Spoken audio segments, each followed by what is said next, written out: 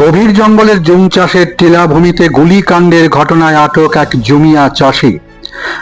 ধৃত সে ব্যক্তির নাম সন্ধিরাম দেববর্মা, তার বাবার নাম ক্ষীরোদ দেববর্মা। ঘটনাটি ঘটেছে ত্রিপুরার তেলিয়ামুড়া মহকুমা মুঙ্গিয়াকামি থানাধীন তুই বাগলাই এলাকায়। গত 14 নভেম্বর সন্ধ্যা 7টা নাগাদ বিশ্বমণি দেববর্মার সহধর্মিণী স্বপ্না দেববর্মা গুলিবিদ্ধ হন। তার সঙ্গে থাকা আরো দুজন মহিলা গুরুতর আহত অবস্থায় স্বপ্না দেববর্মাকে মুঙ্গিয়াকামি প্রাথমিক স্বাস্থ্য কেন্দ্রে নিয়ে যায়। হাসপাতালে কর্তব্যরত চিকিৎসক তার অবস্থা গুরুতর হওয়াতে জীবিতে প্রেরণ করে। এদিকে এই গুলিকাণ্ডের ঘটনা খবর পৌঁছায় মুঙ্গিয়াকামি থানায়। এই গুলিকাণ্ডের মামলা নিয়ে তদন্ত শুরু হয়।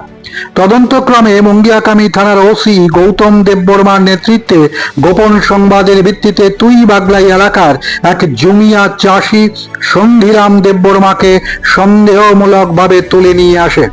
সন্ধিরাম দেববর্মাকে জিজ্ঞাসাবাদের পর ঘটনা সে নিজেই স্বীকার করেছে।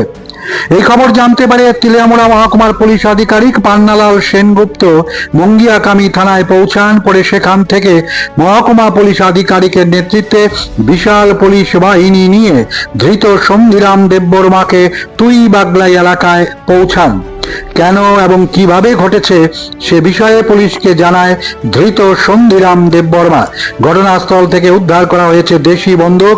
জিজ্ঞাসাবাদের মাধ্যমে পুলিশের কাছে যে বিষয়টি নিয়ে গুলিকাণ্ডের ঘটনা ঘটেছে সেই বিষয়টি খোলসা করে সন্ধিরাম। তার বক্তব্য অনুসারে উৎপাদিত জুমের ফসল চুরি করে নিয়ে যাচ্ছে বিগত কয়েকদিন ধরে। সন্ধ্যা হতেই বৃহস্পতিবার পাহারায় ছিল সন্ধিরাম। চোর সন্দেহে দেশি বন্দুকের গুলি চালায় আর তাতেই মৃত্যু ঘটে স্বপ্না দেববর্মার।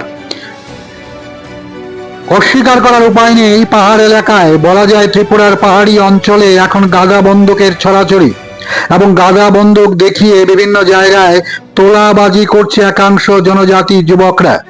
এই অভিযোগ থানাতেও রয়েছে, কিন্তু একাংশ পুলিশ কর্মীদের নির্বিকার ভূমিকার কারণে